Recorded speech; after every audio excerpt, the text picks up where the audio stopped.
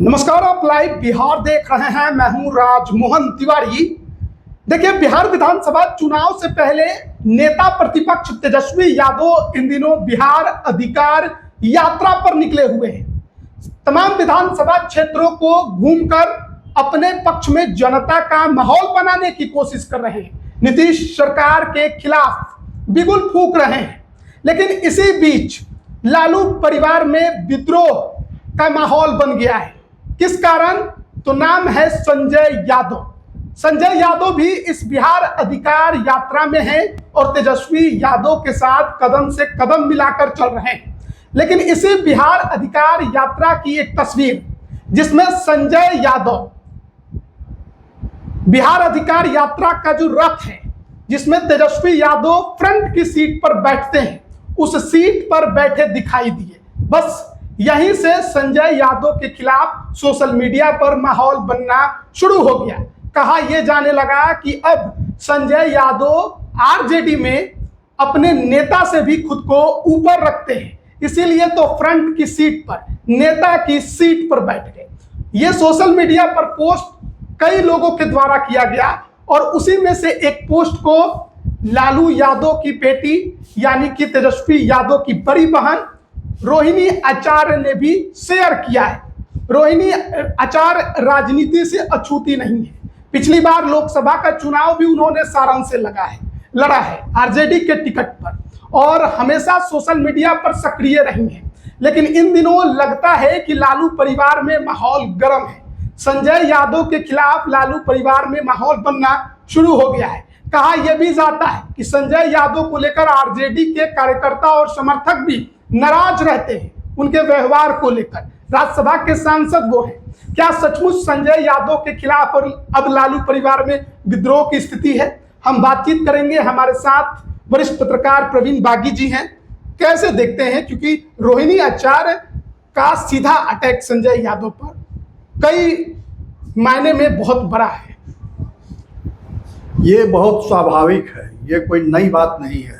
जहाँ सत्ता परिवार के अंदर रहती है वहाँ इस तरह का खेल तमाशा होते रहता है, क्योंकि सत्ता के केक में परिवार का हर सदस्य अपनी हिस्सेदारी चाहता है।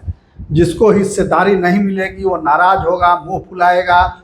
जब मान मनोबल उसका किया जाएगा उसके बाद भी बात नहीं बनेगी तो फिर वो मुखर होकर के सामने आता है। वही लालू परिवार में हो रहा है। सिर्फ उटव्वल मचा जो है वो सिर्फ सत्ता में हिस्सेदारी के लिए कि हमारी कितनी उसमें भूमिका होगी। तेज प्रताप को जो परिवार से निष्कासित किया गया उसके पीछे भी यही कहानी है, सत्ता का खेल है। तेज प्रताप हालांकि कहते रहे अंत तक कि हम हमारे नेता तेजस्वी हैं, मुख्यमंत्री वो बनेंगे, मैं तो कृष्ण हूँ, हमारे अर्जुन हैं। मगर अर्जुन कृष्ण के मन में भी सत्ता पाने की ललक थी और वही ललक जब दिखने लगी तो परिवार से बाहर किया गया। मीसा यादव की भी नाराजगी बीच बीच में आती रहती है सामने और ये खबरें भी आती रहती हैं परिवार के अंदर से कि दोनों के अंदर बीच बढ़िया तालमेल। किसके दोनों? तेजस्वी यादव और मीसा भारती। अच्छा। तो अब एक रोहिणी यादव उसमें नई दावेदार खड़ी हो गई हैं, वहाँ छपरा से चुनाव हार गई हैं, तो अब फिर नई भूमिका अपनी तलाश रही हैं। और लगता है कि परिवार के बाहर का आदमी अगर परिवार के अंदर आ जाए और महत्वपूर्ण भूमिका निभाने लगे तो फिर परिवार के लोग जिनमें राजनीतिक सूझबूझ की कमी है, जो सिर्फ परिवार के छाया में अपनी रोशनी तलाशते हैं, उनको दिक्कत होगी राजनीति करने में। यही मूल समस्या यही है।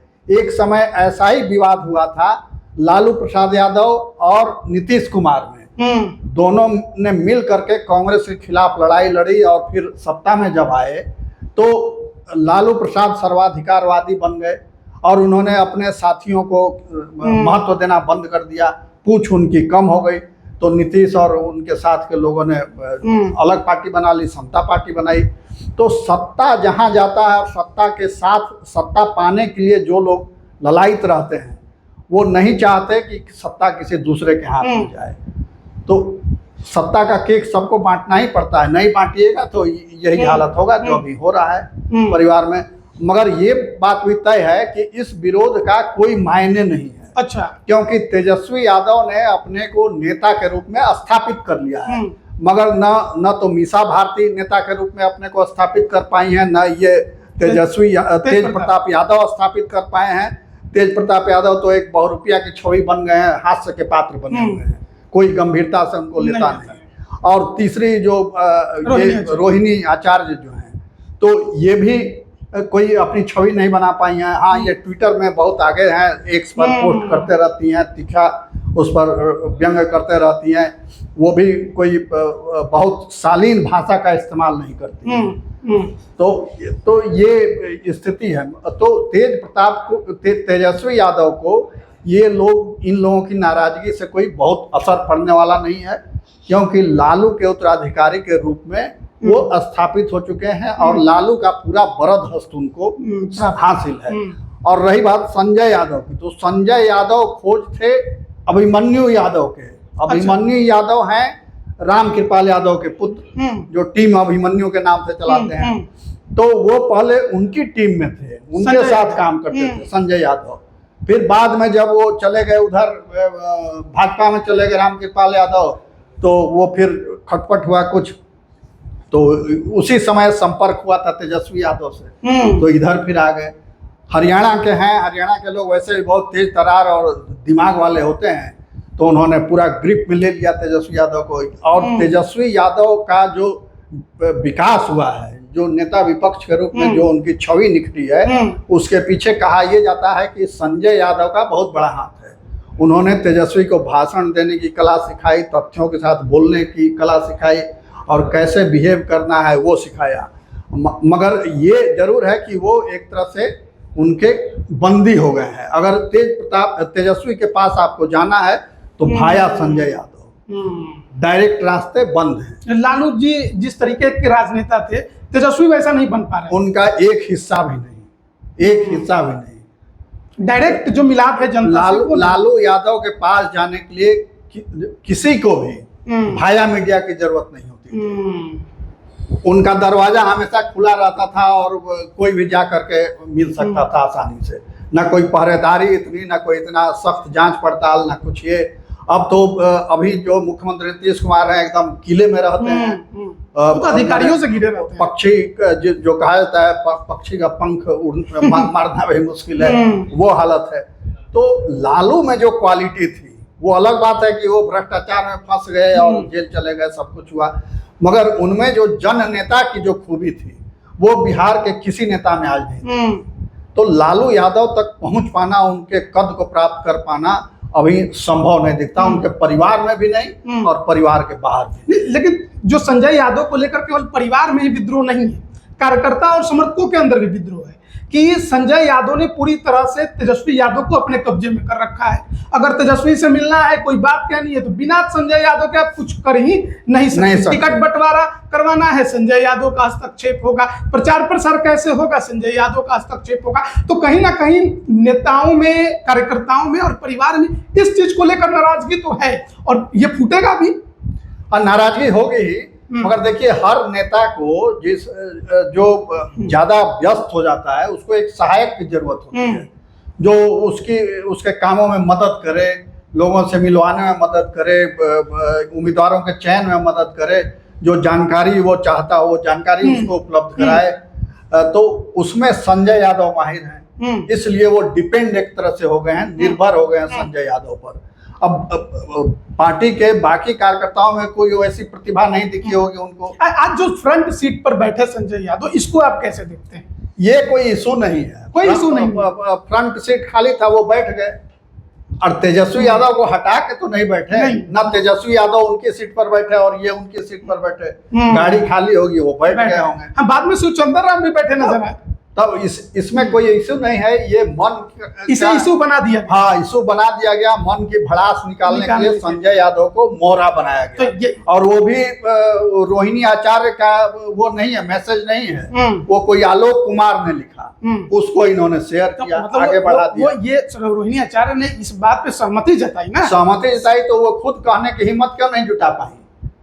उनको पहल करके कहना चाहिए था कि परिवार में हमारे भाई कैदी हो गए हैं संजय यादव के। वो खुद क्यों नहीं कर रही कि दूसरे के पीछे छिप के कर रही हैं? तो इसका मतलब ये है कि तेजस्वी यादव का जो प्रभाव बढ़ा है और जो ये दिख रहा है कि अब वो मुख्यमंत्री के कुर्सी के करीब हैं, तो उससे अब सब लोगों में एक तरह से जो होता है जलन, ईर्ष्या, वो सब हो रहा है कि हम लोगों को ये अभी से सेटिंग हो रही है कि अगर तेजस्वी सत्ता में आए तो हमको भी महत्वपूर्ण रोल मिलना चाहिए। क्या ये भी हो सकता है कि रोहिणी आचार्य को लेकर एक दो चर्चा ये छिड़ी बीच में कि विधानसभा का चुनाव लड़ सकती हैं, लेकिन एक अंदर खाने की खबर आई कि तेजस्वी यादव को ये पसंद नहीं था।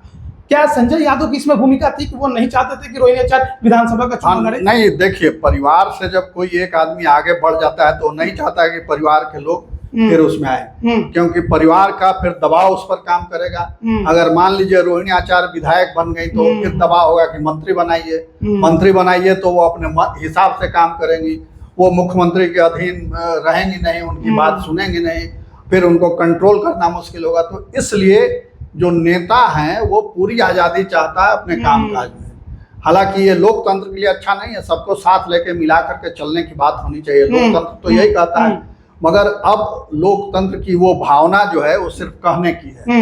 हर नेता आज संपूर्ण सत्ता चाहता है कि वो कहे दिन तो दिन, रात तो रात। अब विधानसभा का चुनाव होने वाला है, उसके पहले पार्टी और परिवार से तेज प्रताप अलग हुए, मीसा भारती के अंदर भी संजय यादव को लेकर नाराजगी है, रोहिणी आचार्य के अंदर भी संजय यादव को लेकर नाराजगी अब दिख रही है। मतलब लालू परिवार में जो 4 उनके बेटे बेटियां राजनीति में सक्रिय हैं बिहार में, उनमें से तेजस्वी को छोड़कर तीनों को संजय यादव अब लग रहा है कि नापसंद है। क्या ये एक गुट बन सकता है तेजस्वी के खिलाफ और इसका प्रभाव पड़ सकता है?